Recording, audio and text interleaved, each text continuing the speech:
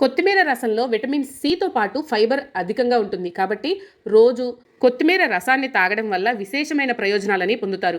ముఖ్యంగా ఈ రసంలో లభించే ఫైబర్ కొన్ని రకాల పొట్ట సమస్యల నుంచి విముక్తి కలిగించేందుకు ఎంతగానో సహాయపడుతుంది. తరచుగా గ్యాస్ట్రిక్ సమస్యలతో బాధపడుతూ ఉంటారు కదా చాలామంది. దీని నుంచి ఉపశమనం కలిగించేందుకు కూడా కొత్తిమీర రసం ఎంతగానో సహాయపడుతుందని ఆరోగ్య నిపుణులు చెప్తున్నారు. కొత్తిమీర రసంలో ఉండే కొన్ని పోషకాలు అజీర్తి, మలబద్ధకం, పొట్టనొప్పి వంటి సమస్యలను పోగొట్టేందుకు కీలక పాత్రని పోషిస్తాయి.